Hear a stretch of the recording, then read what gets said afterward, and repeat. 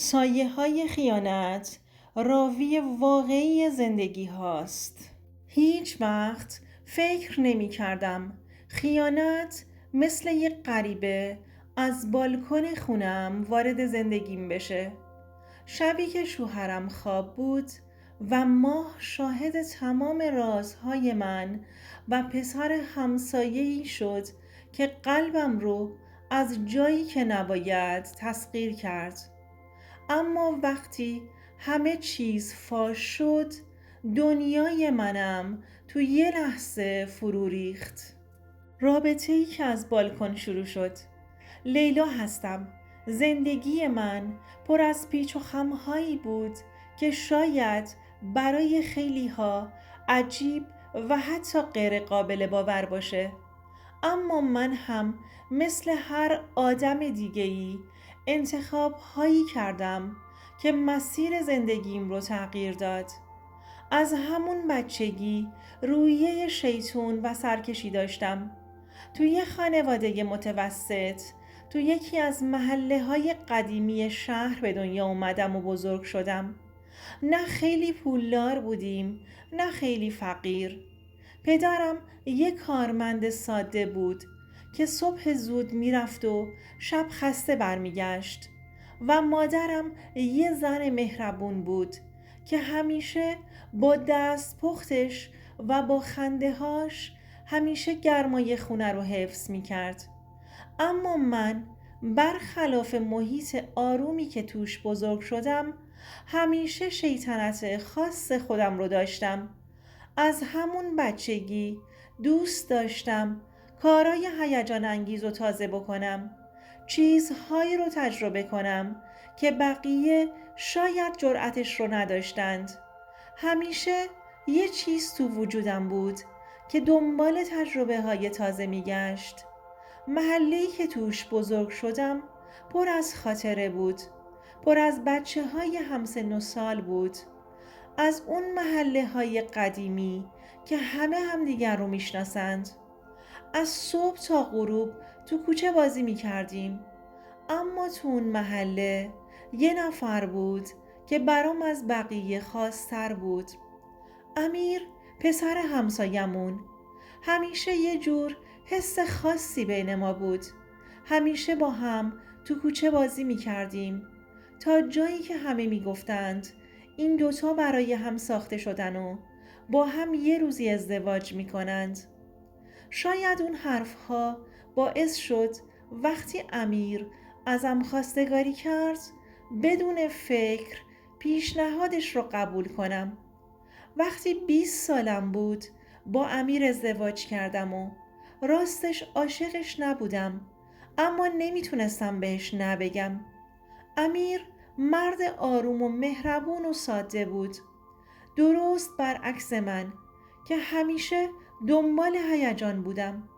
با هم ازدواج کردیم و زندگی مشترکمون رو شروع کردیم. شاید یکم ساده لوح بود، اما همیشه سعی می کرد منو خوشحال کنه. اوایل زندگیمون همه چیز خوب بود. با هم کلی رویا داشتیم و فکر می کردیم تا آخر عمر کنار هم میمونیم. اما به مرور زمان زندگیمون مثل خیلی از زندگی‌ها یک نواخت شد. چند سال گذشت. صبح تا شب کار میکرد و شبها خسته روی کاناپه میافتاد و خوابش میبرد. ولی من هنوز همون دختر شیطون و پرشور بودم. سرکشی خودم رو داشتم و دنبال هیجان میگشتم. احساس میکردم تو این زندگی چیزی کم دارم. یه چیزی که هیچ وقت جرأت نکردم به زبون بیارم. هرچند سعی می کردم جلوی امیر خودم رو آروم نشون بدم. یه روز تصمیم گرفتیم خونمون رو عوض کنیم.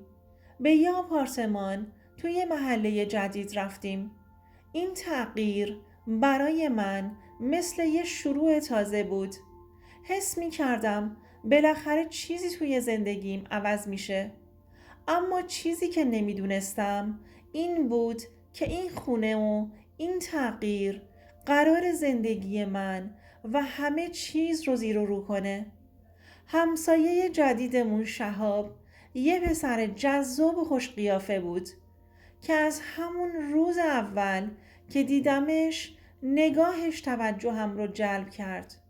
شهاب از اون پسرایی بود که همیشه میدونست چطور با کلماتش دل آدم رو به دست بیاره.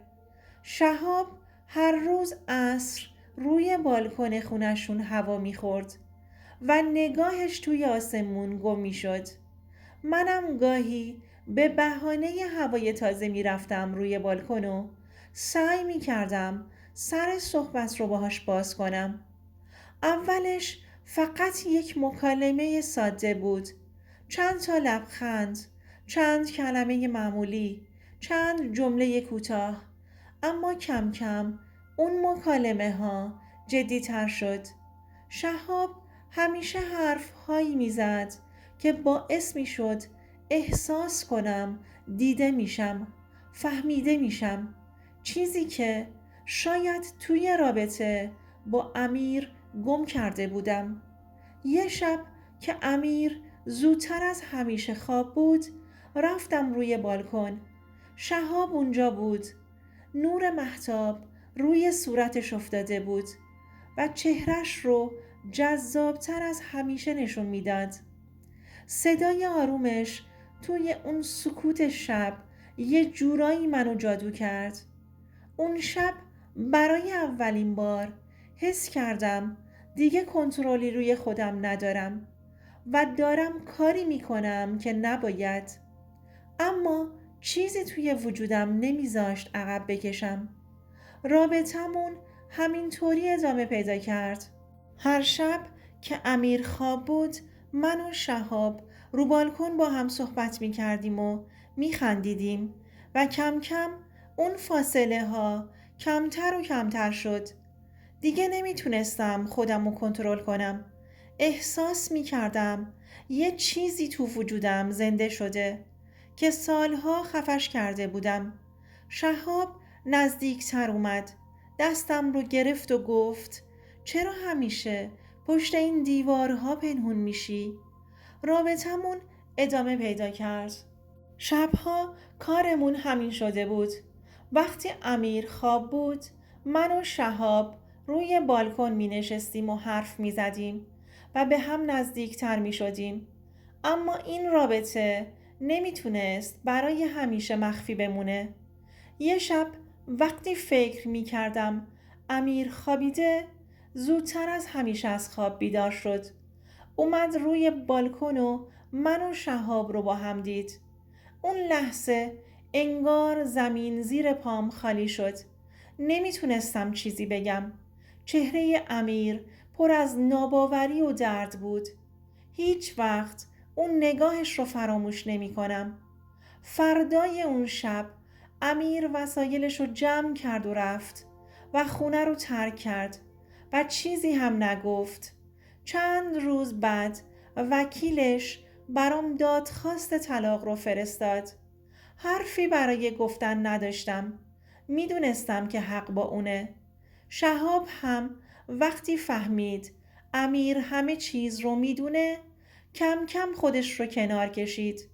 انگار من براش فقط یه بازی بودم و یه هیجان زودگذر. الان چند سال از اون روزها میگذره. من موندم و یه زندگی ویران شده. گاهی شبها روی بالکن میشینم و به گذشته فکر میکنم. دلم برای زندگی ساده و آروم با امیر تنگ میشه. بعد به اون نگاه آخرش فکر میکنم و یه اشتباهی که همه چیز رو نابود کرد. اشتباهی که قدر چیزی رو که داشتم نمیدونستم. شاید هم این سرنوشت من بود که باید چیزی رو که دارم از دست بدم تا بفهمم چه چیزهایی توی زندگی واقعا ارزش دارند. زندگی من پر از پشیمونیه. شاید بعضیها فکر کنن دنبال هیجان رفتن حق منه. اما واقعیت اینه که هیچ هیجانی ارزش شکستن قلب کسی رو نداره که بهت اعتماد کرده. اگر توی زندگیتون احساس کمبودی دارید، به جای پنهانکاری و خیانت با همسرتون حرف بزنید. شاید چیزی که دنبالش هستید توی همون زندگی ساده خودتون باشه. هیچ چیز به اندازه صداقت و آرامش ارزش نداره. زندگی پر از انتخاب‌های کوچیک و بزرگه.